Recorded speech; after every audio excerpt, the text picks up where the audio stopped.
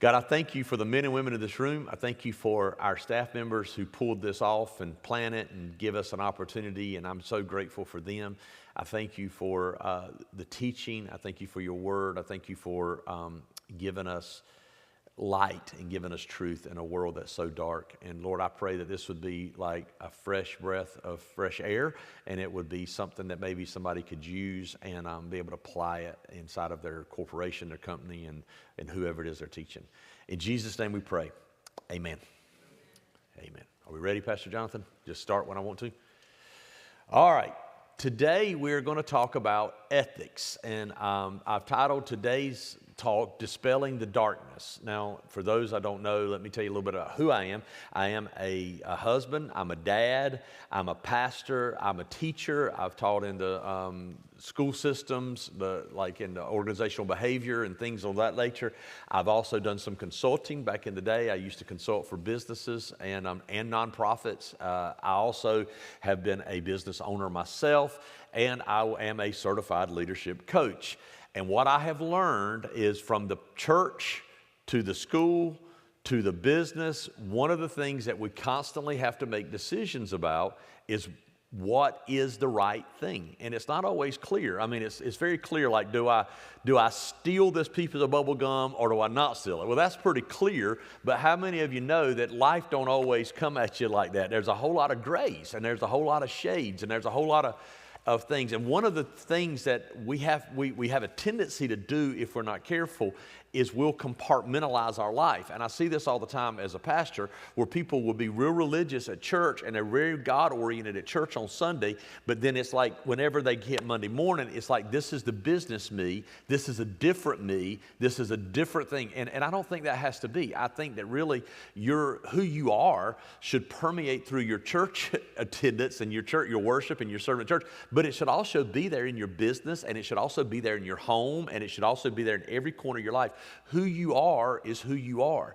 And a lot of times the reason we have so many problems in an ethical world, in a non-ethical world to live ethically, is because we really don't always know who we are. We don't understand who we are. There was a very transformational event that happened in my life that some of you may have heard me talk about, but a lot of you haven't. But I talk about it often, and the reason I talk about it often is because it was really a change for me, and I go back to it. I grew up with a bunch of boys, like you guys know, a bunch of friends, and we were very, very competitive, very competitive on everything. We were into horses, so we would ride horses competitively. I mean, we were into sports. We would be sports competitive. Everything was competitive. It's always about winning. One of the guys, every little social group has a way of keeping score, right?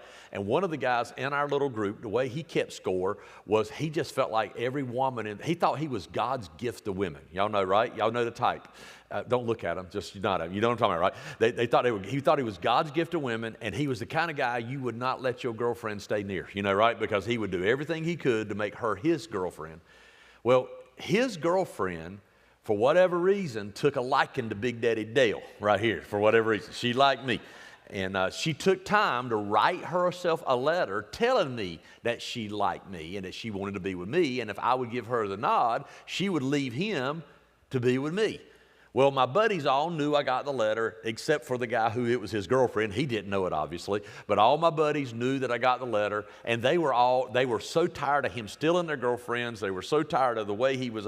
They said, "You've got to do this." I'm like, "I'm not even sure I like her." They said, "It doesn't matter if you like her. This is not about her. This is about him.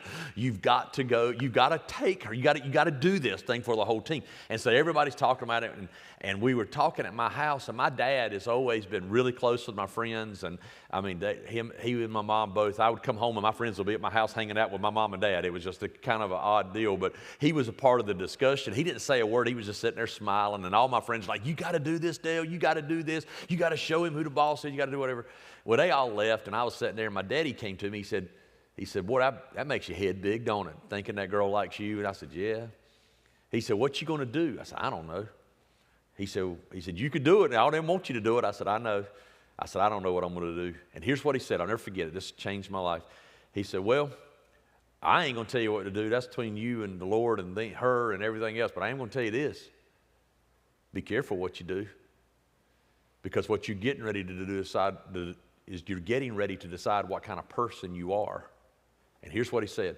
He said, you don't know what kind of person you are until you have the upper hand. And that changed my life, because it's not in failure that's the greatest temptation. Success is the greatest temptation. And I have learned in my own heart, when you don't have much choice and you're at the bottom, it's easier to live ethically than it is when you've got position and success. It's not hard to trust God when you ain't got no money. But when you got money and you got a beach house and you got a car and you got bills, it's harder to trust God, right? It's not hard to trust God when you're at the bottom. It's harder when you don't. And so ethics, because of that, is because inherent in the struggle that I just talked about is why in your workplace, and I've done them. I've done ethic trainings. The reason we get paid to go into companies and do ethic trainings is because ethics has become a big deal. Because why? It's inherent in the whole nature. It's like if you go duck hunting, you're probably going to get wet, right? If you go in, anyway, I could keep going. If you go in a briar patch, you're going to probably get briars, right? Leadership will present ethical problems. And I'm going to tell you why. It's inherent. You can't be in leadership without having to deal with ethical problems. And I'm going to tell you why. Because leadership is influence. If you want a definition, and John Maxwell said it first, and that is the definition. Leadership is influence. You cannot, I've done a lot of reading, done a lot of studying. You will never find a definition of leadership that does not include influence. Inherent in the definition, when leadership means you have influence over people. Now, on any level that you have where humans interact, any level where humans interact, you're going to have influencers and you're going to have leaders. That's who they're going to be leaders, the influencers. We could go to any playground today and we could watch them at recess and nobody say a word, and we could watch the kids play and we would know who the leaders are in that.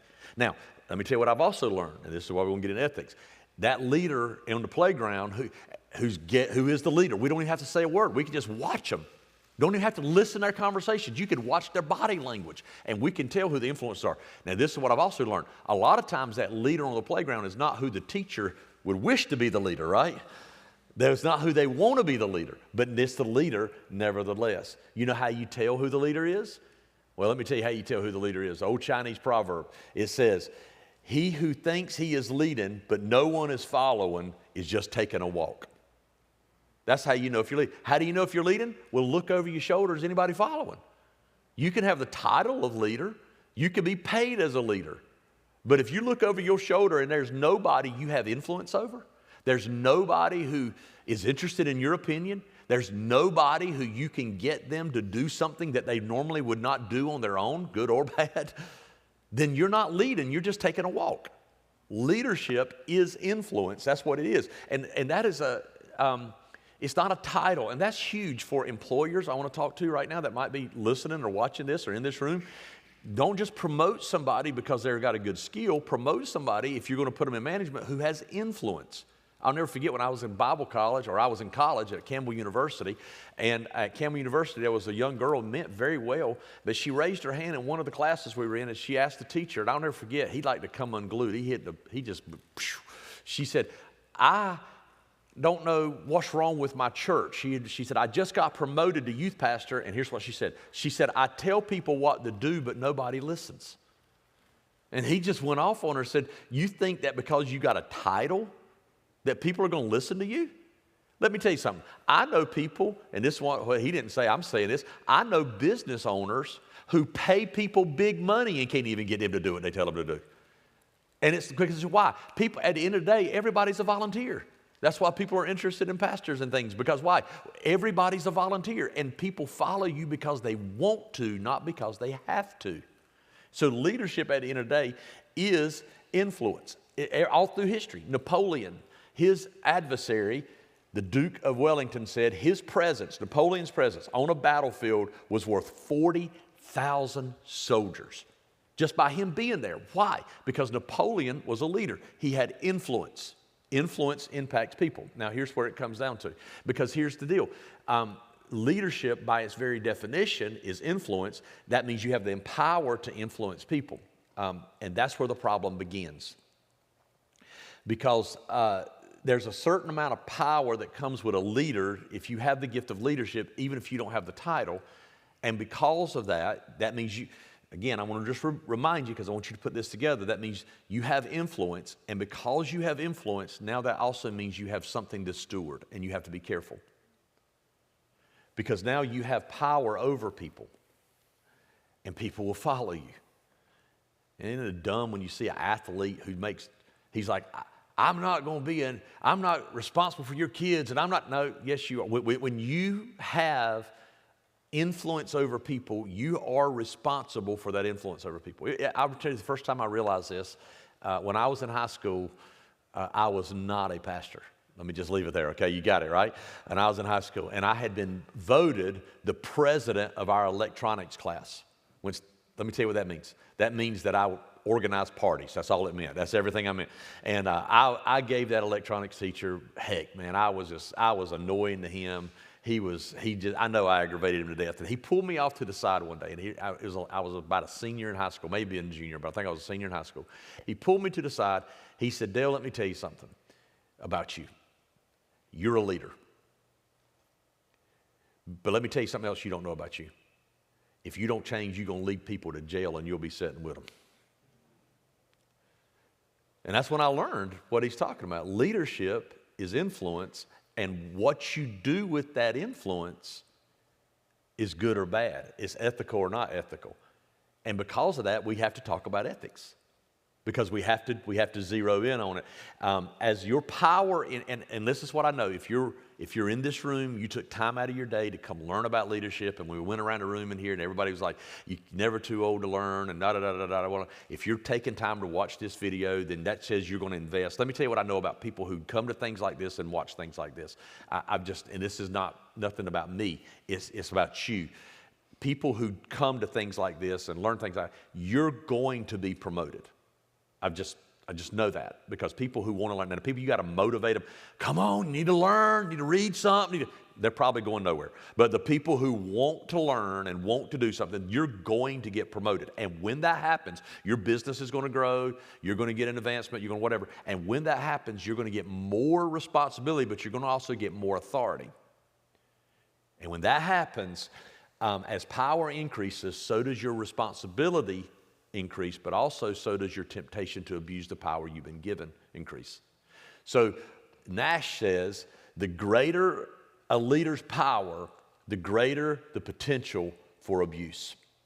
Therefore, there's some things you need to know about yourself as it relates to ethics, and I want to talk you through them. I'm going to give you about 3 things and some truths under number 2. So here we go. Let's start with number 1. First thing you need to know, 3 things you need to know about yourself. One thing you need to know about yourself is you need to know your dark side. And if you are a Star Wars fan, you're going to love that terminology right there, right? You need to know the dark side of who you are. So here's what Hackman and Johnson say. They say, they're quoting Parker Palmer, said, a leader is a person who has an unusual degree of power, and I want you to hear what I'm getting ready to say, to create the conditions under which other people must live and move and have their being. Now, I want you to let that sink in. If you're a manager, you're creating the condition they have to live in 8 hours a day. Conditions that can either be as illuminating as heaven or as shadowy as hell.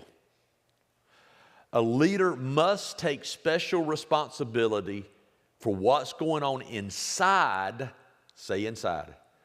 Say it out loud. Say inside. You've got to take responsibility not just for your company, but for what's going on inside his or her own self, inside his or her own conscience, lest the act of leadership create more harm than good. Have you ever seen that?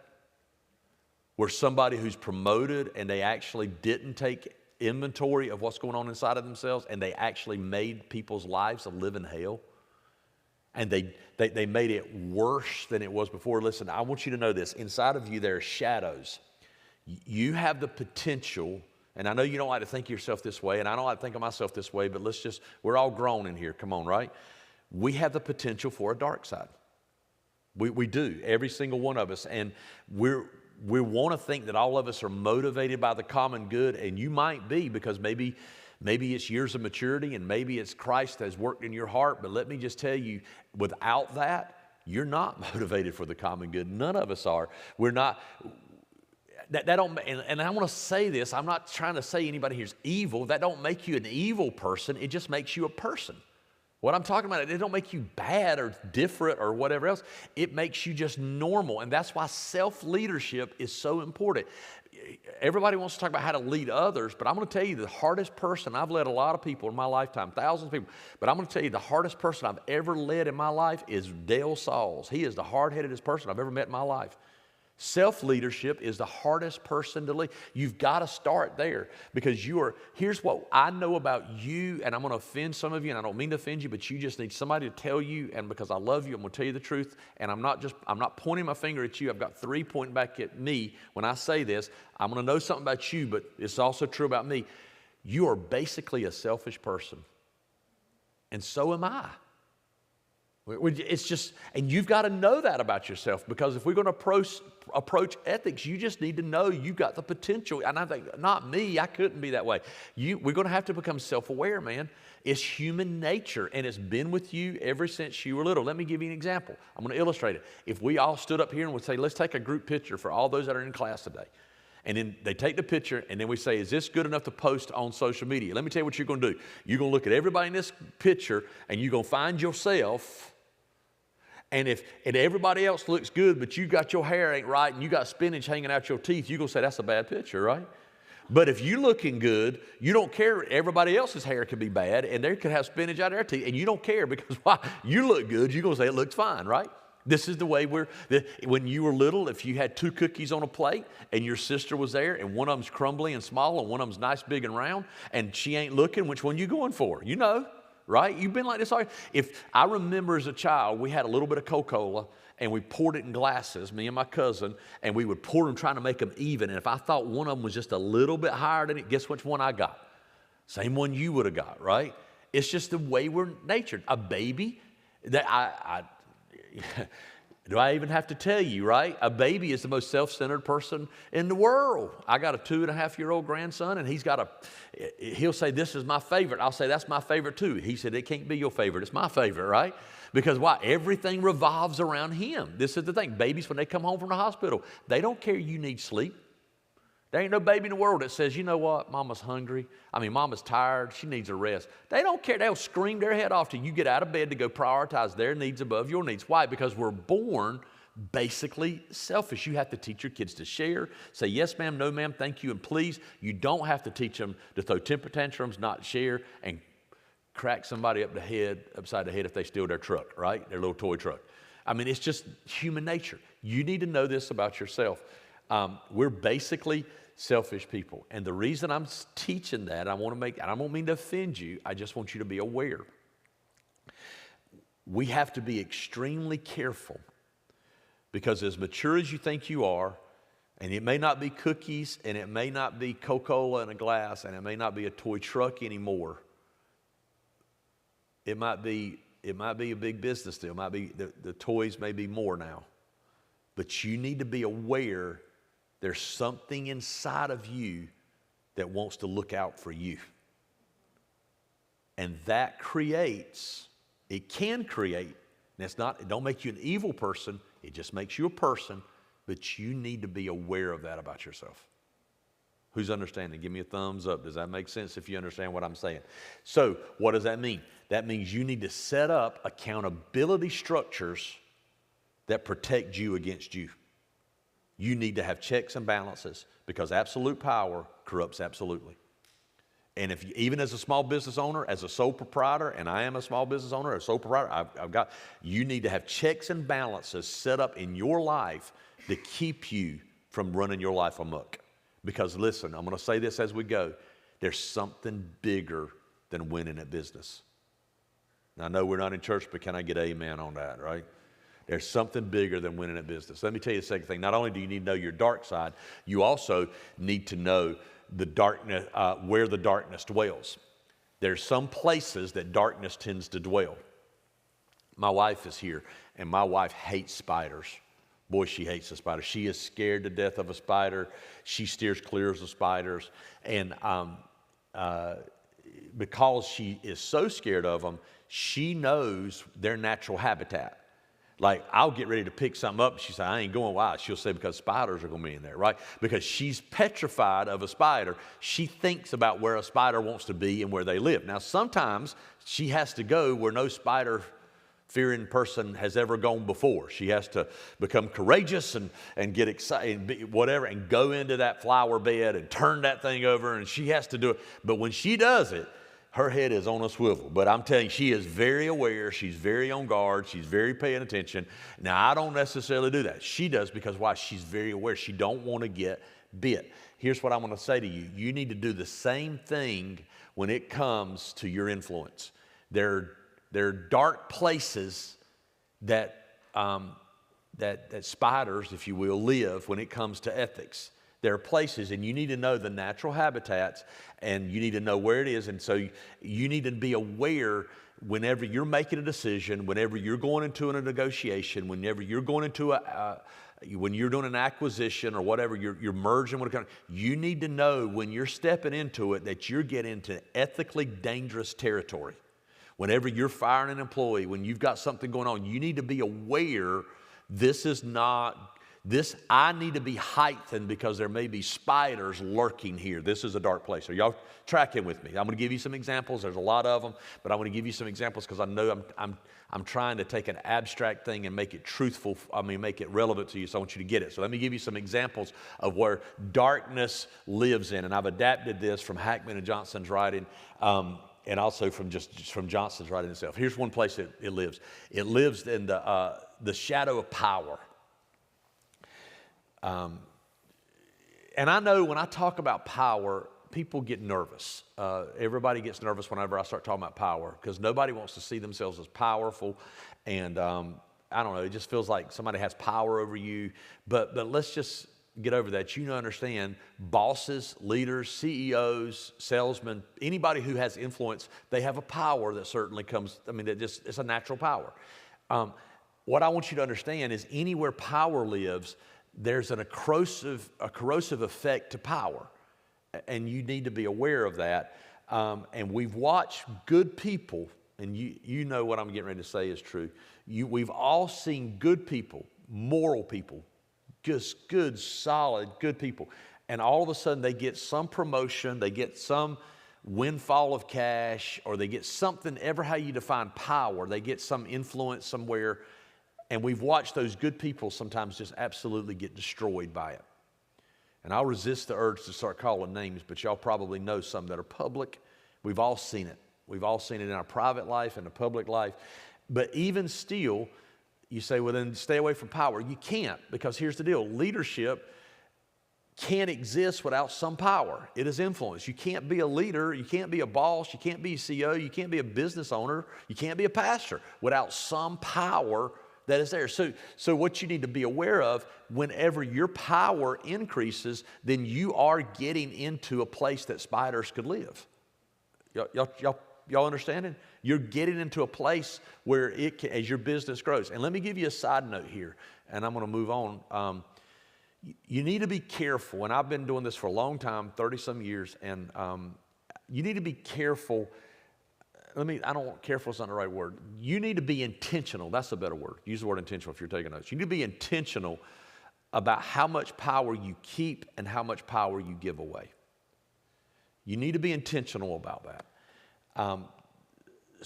Business owners tend to, especially if your business was nothing and you made it something, we have a tendency to not want to give power away because it's kind of like we built it, we got it here, and we don't want to give it away. But let me just tell you something. That not only is dangerous for you, it's also dangerous for the people that are following you because they won't have buy-in. In fact, let me tell you something that's going to be counterintuitive, and you can go research it on your own, and you'll see what I'm going to say is true.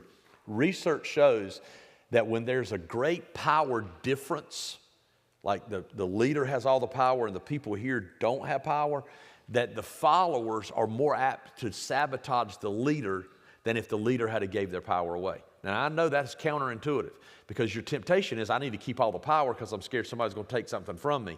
But the research says that when you keep all the power yourself, you're more apt to be sabotaged than if you were to give your power away. And let me tell you why. You know why? Because when you give your power away, you let other people make hires, you let other people make decisions, you let other people deal with some of the things. Then they have buy-in. They feel because power gives responsibility, you're giving them responsibility, they're more apt to stay, and they have a loyalty to you because they know where it is. Again, don't take my word for it. Go look at research. But the person who keeps all the power, everything has to flow through me, everything's me, I ain't going to trust nobody else with it. They are the ones who set themselves up for coups and sabotage and dissension inside of their organization. So beware power. Whenever you have power, that's the place where spiders live. Here, let me give you a second one. Beware the shadow of privilege. Leaders typically have greater privileges than followers. And that's not bad, it's just the truth. Leaders, in fact, this is a little axiom here, is the greater the leader's power, the greater their privileges. And it's also the greater, whenever that happens, the privileges are there, that's the place that spiders can live, the ethical problems can live. Let me give you an example of privileges. It's the CEO who typically gets a company car that's really nice. It's where, or maybe even a really big CEO, limousines, I don't know. It's the CEO who gets an assistant. It's the CEO who usually gets a lot of vacation times and don't have to punch a clock. It's the person at the top who gets the bigger salaries. It's the CEO who gets the accolades whenever the company does well and there's a reward or something like that. Nothing wrong with that. I'm not saying that's a bad thing, but I'm just saying you need to be aware of this in your own heart because we've already covered it. You were born and I was born self-centered. Can you see how that opens the door for abuse? If a person abuses their privileges, then guess what? Other people get abused when that happens. When leaders get so focused on their desires and their comforts, and they don't think about they neglect their followers, it's a problem. I'll give you one example. I've been giving these extreme ones. Let me give you one. You ever seen anybody that gets promoted to a manager or supervisor and then they do absolutely nothing just because they can? And they sit back and make everybody else do everything, and they don't do nothing, and the reason is because they can. Because that's a privilege that they've got. Everybody else is breaking their back and exhausted, and they don't because why? They can. That's an abuse of power. Can y'all see that? Can you nod at me if you see that right there? This is a problem. Leaders abusing privileges is not a new phenomenon. You see it all the way through the Old Testament, even the New Testament, where prophets would actually come against kings because they had corrupt judges, they had corrupt government leaders, they had corrupt business leaders. You see it all the way through the scriptures where people have, and they would like people living in riches and other people in poverty, and it would just be a real like spectrum. Why? It's an abuse of privilege. That's what's going on. It's an abuse of privilege. The people who, they live this way because they can. And you and I are not immune to that. When we become the person, when we start succeeding and we start having that, whatever, you have an opportunity to, that thing inside of you that wants the bigger cookie, that thing inside of you that wants to make sure you got more Coke, if you're not careful, it'll resurface into your adult life, and you'll become a little too big for your britches. Now, with that being said, let me just say this before I move on. I don't want anybody to feel guilty about having an assistant. I don't want anybody to feel guilty about having a bigger salary. I don't want anybody to feel guilty about having a company car, because here's the truth. The CEO has more responsibility. And because you have more responsibility, then you should have more privilege, right? Don't that make sense? I'm not preaching against that. You're the CEO, the leader, the pastor, whatever, you take greater risk. You put it on the line. You should. It is perfectly in line for you to have privileges. What I'm saying is that's a place where spiders live, right?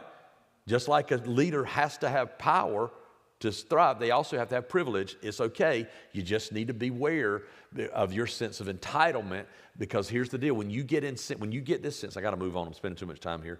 But when you get this sense of entitlement where somehow you deserve That's when people get in trouble.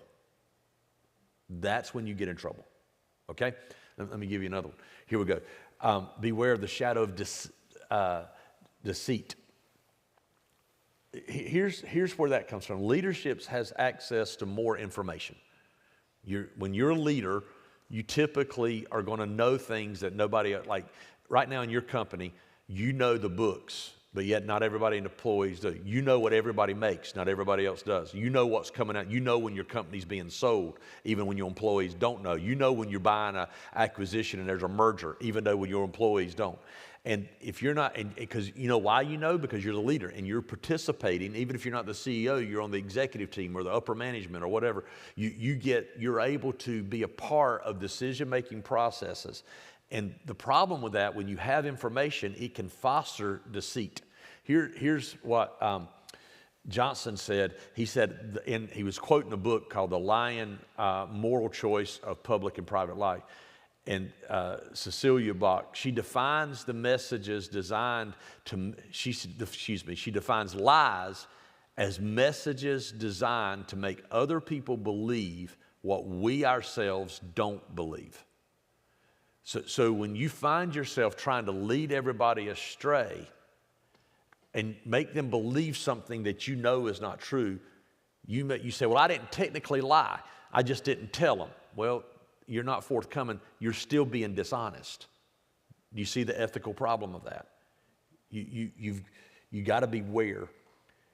Here's the way that shows up. Denying you have the knowledge. Like we've all seen, y'all remember, some of you are not old enough to remember this, when Firestone had that big thing in their tires or whatever, and they denied, I didn't know that they were corrupt and all that kind of stuff. Okay, that's an ethical problem. I mean, the court system said that was or lying about the knowledge that you have. We've seen it in pharmaceutical worlds where they knew about side effects and didn't mention it or whatever. These are problems.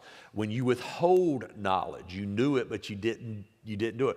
Or when you use the knowledge, this is called insider trading, by the way, when you use the knowledge solely for your personal benefit, so you dump a bunch of stock or buy a bunch of stock or whatever, these are unethical things that happen. When you share your knowledge inappropriately, like with a competitor or whatever, or you've got people bidding and against each other, and you're shaping bids and things like that, these are problems. When you try to deceive, you need to beware, because you're going to have knowledge that you're going to have to sometimes pretend like you don't have, and sometimes you're going to have to tell when it's hard to tell. Does that make sense? Because knowledge is power. Let me give you another one. Here's another place that you got to watch out for: the shadow of loyalty. Boy, I wish I had more time to really talk about this one. This one's huge. Decisions are hard. Decisions are hard. And knowing what is right is sometimes hard. And it's not, you can't go look up a chapter and verse in the Bible, and you can't just go ask your mama what you ought to do. And one of the problems is having to make the decision, figuring out what is right, because they sometimes feel like they're mutually exclusive.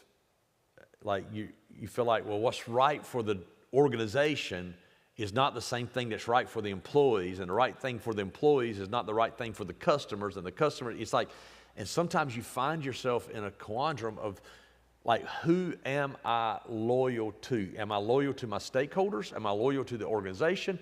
Am I loyal to my employees? Am I loyal to my customers? Am I loyal to my family, myself? Like, what is best for me? What do I want to do? What is the right thing? And the best leaders are the ones who put the needs of the broader community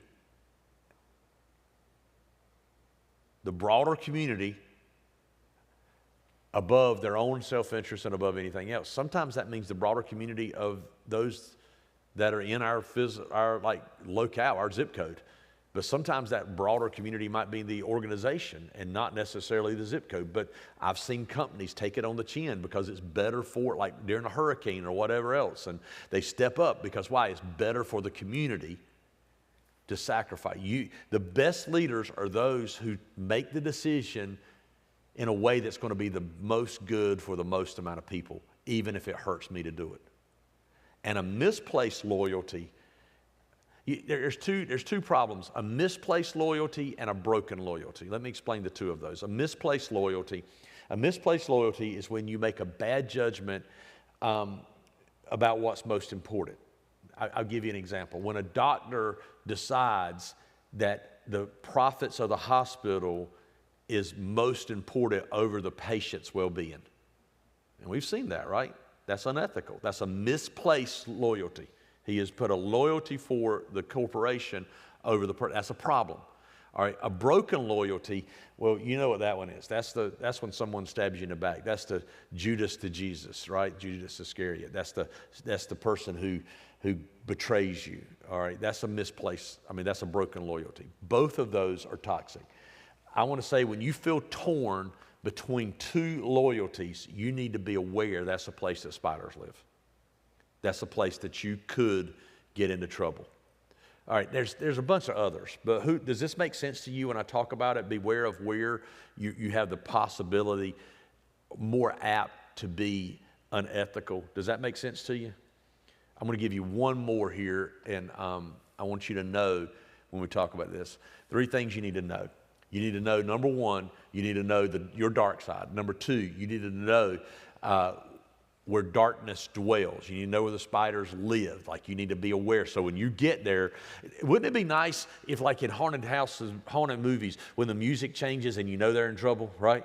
Wouldn't it be nice in leadership that the music would change when you get to some of them places, like pay attention right here, be aware. So I wanted to kind of give you the heads up. All right, let me give you a third one. Here we go. Know what you believe. Now this one's more and more, if I had taught on ethics 35 years ago, 40 years ago, I probably wouldn't even do this one. But now we're living in a pluralistic society where the highest value we have, it seems like, is tolerance and diversity. And a lot of that's a real problem right now, and it's about political and everything else. And let me just be clear, diversity was God's idea. He made 600 different types of beetles, I'm told. He's got, look at the world and the people and the planet. God's idea is diversity. Diversity has a lot of benefits, a lot of great things. There's a bunch of advantages. I believe your company should try to be diverse and hire and all that kind of stuff. But let me just also tell you, with the diversity comes some disadvantages as well. And I want to talk about that. And in the USA, let me tell you a transition we had. When I was growing up, and certainly when my dad was growing up, we had in this nation a theistic worldview.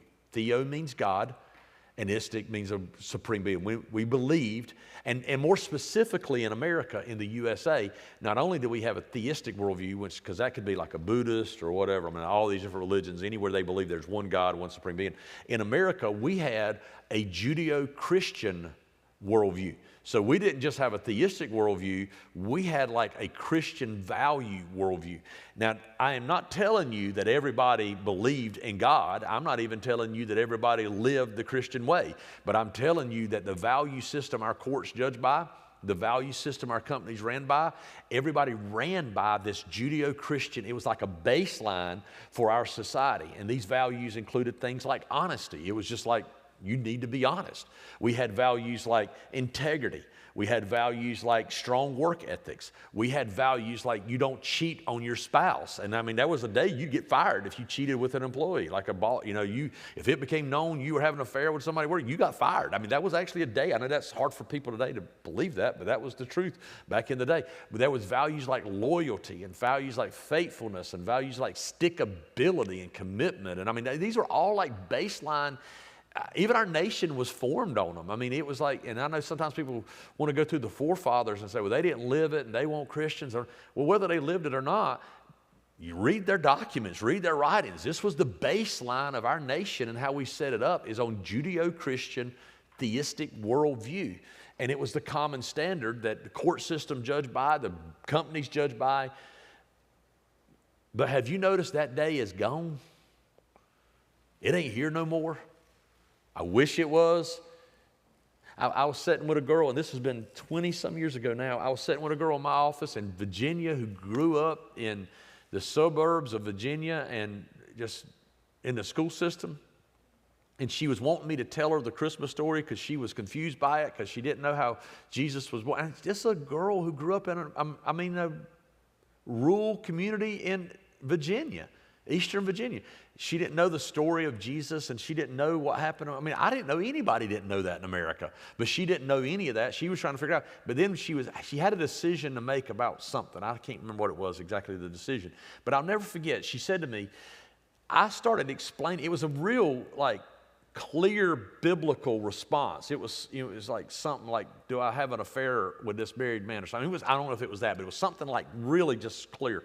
And I was giving her the biblical response, and here's what she said. She said, oh, I'm sorry, Pastor Dale, I didn't clarify. I know what is the right thing. You don't have to tell me what the right thing. I'm asking you what is right for me. She said, I know what truth is. I'm just wanting to know what my truth is. And I remember it floored me. And I said, sweetheart, if it's right, it's always right. If it's wrong, it's always wrong. If it's true, it's always true. And if it's not true, it's never true. See, I wouldn't have got that question 30 years ago. But now this is the world we live in, where we all have this worldview, and the worldview is the way we see the world. Nash says that it is, talking about worldview, it is, in its simplest terms, a worldview is a set of beliefs about the most important issues of life. So your worldview involves your values, it involves your beliefs, it involves the things that a person would hold, and it kind of just shapes their thinking. It makes them who they are. It makes them themselves. It is what they're about. It is the way they're focusing their lives. And people should be encouraged to dig below the surface, and I think your interview process needs to do this, by the way. Dig below the surface and uncover the basic philosophical and religious presuppositions that often appear to control their thinking. You need to figure out what makes a person think. And let me be clear, do not assume in 2025, at the time of this recording, do not assume that everybody has the same set of values and beliefs anymore. That day is gone. That day is gone. Everybody comes with their own set of values, belief, and reasoning, and they decide. And let me just say, that translate, you say, well, why do I care? They can believe whatever they want to believe as long as they do their job. No, because let me tell you something. Your beliefs will translate into your behaviors every single time. You can't separate them. Say you got two employees, and one of them is, and I'm not, you can believe whatever you want to believe. I'm just saying this is the truth. One of them believes in like evolution, the survival of the fittest, the weak will be terminated, and only the strong are going to survive. We're going to get rid of the weakest link. Okay, it's just that kind of a mentality. Working beside of a person who believes that there is one God, and one day they'll give an account of their life for God, and every decision they make at work and at home and everywhere else is being recorded, and they're going to have to answer for the decision they make. Now, if both of those employees face a business decision, they realistically will come out with two separate conclusions on what the right thing is. And that becomes hard as the leader, because you're trying to teach your employees what's right and wrong and ethical, and there seems to be no standard for that. And we didn't have this before. This was a new thing. This is a new struggle for leaders. Whenever I'm a farm boy, old cowboy, and when we put up fence posts, I have a fence at my house, like 3,000 feet of fence. At my house, when we put up fence posts, what we would do is we're going to put it down this line. We'd go down there and put a post in the corner. Then we'd go down there and put a post in the corner. And then we would take a baling twine rope, and we would tie it on that post, and we tie it on that post, and then we'd go set our line post. And what we would do is we'd bring that line post up to that string. Now here's the thing, and it's what you have to teach people with young kids. You don't want to push that string, because if that string touches that post, guess what happens? You ever heard this? You've now pushed the line. You've announced the line. You're pushing it. You ever heard anybody say, you're pushing the line here? That's what you're pushing the line. And if you're not careful, guess what? When it's all said and done, it's going to be a crooked line. And that's what's going on. What's happening right now is the fence posts have been moved. There's no plumb line anymore. There's nothing to anchor off of. And what's right for you may not be right for me, and what's right for me may not be right. That's the way we're living in, and it's harder. There was a car dealership that had quoted me a price on fixing a vehicle. And then when they got it in there, he realized he quoted it wrong, and he'd already had the car tore apart, and he realized he had quoted it wrong, and he called me and said, hey, I'm going to have to charge you. I think it was something like $250 what he said he was going to fix it for, and then he called me back after. He said, I'm going to have to charge you $1,500. I said, no, that's not acceptable. I said, that ain't going to work. He said, well, it's going to have to work. I've already tore it apart and got it fixed. I said, well, you should have called me. I mean, this whole thing is wrong. Anyway, it kept on and kept on and kept on and kept on and kept on. And then he finally got to me, but this is what he said. He said, sir, what do you want me to do? I know I messed up. I know it was a dealership. He said, I know I messed up. I know it's my fault. He said, but if I honor my word, I'm going to lose my job. And I can't do that. So I'm going to have to let you have it. He said, what do you want me to do? And here's what I said to him. I said, I want you to do what you think your mama would want you to do. And he got quiet. He said, you can come pick your car up for $250. Okay, see, let me tell you what that young man had. That young man had a problem going on in his brain because what there was the two cookies on the plate, right? And he lost his guidepost. He lost his corners. He lost not a bad person. And we have this perceived conflict that goes on between the realm of business and the realm of ethics. In fact, sometimes I'll even hear Christians say this. It's nothing personal, it's just business. No, it's personal. How you treat people is personal. And you can't divorce those two. So you're going to have to decide what are the higher laws you're living for past this business deal. Because it's your face, well, if you're a man, it's your face you got to look at every morning shaving. It's your face you got to look at every morning putting makeup on or whatever, well, ladies, right? You've got to decide what's your higher laws, because there's a higher law. I remember years ago somebody wrote me a letter, and they were talking about, well, they had a friend, and I was like 14, 15 years old when this letter came, because now they would have just snapped me, but we didn't have Snapchat back then. Anyways, a letter. And this girl wrote me a letter, and she said her friend was thinking about committing suicide, but the friend told her this. She said, I promise me, I'm going to tell you something. She said, promise me you're never going to tell anybody.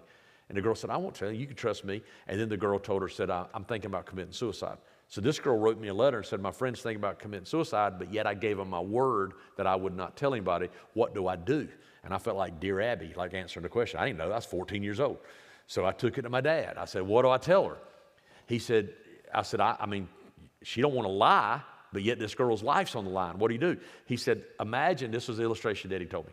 He said, imagine you're in this house, and I go to work, and I said, don't you go outside this house for nothing. You stay in this house. And you say, yes, sir, I'm going to stay in this house. And I leave to go to work, and this house catches on fire. And you say, well, I'm not going to go outside because I told my daddy I'm not going to leave the house. Do you really think that's what I want? I said, no. He said, you're going to leave the house. Why? Because a higher law has taken over this law. Okay, you need to decide, what are your higher laws? When do you walk away from the deal? When do you take the loss? Nobody can decide that for you. You've got to decide where your corner posts are. You've got to decide, what are my higher laws? And I want to say that when you do that, no matter what you believe, your higher laws ought to include other people. Because if all it's about is you, that's a pretty small world to live in. It ought to include other people. I'm going to give you one more thing, at the risk of sounding like a preacher, although I am. I really do believe there's one thing that could fix everything we just talked about, that really could sum up all of what we got going on in this nation when it comes to ethics. Whether you believe the Bible or not, I really believe this right here would sum it all up. Do to others as you would have them do to you. I really believe that is the answer. When it comes to business, when it comes to everything else, do to others as you'd have them do to you. Do you agree? Thanks a lot for tuning into this.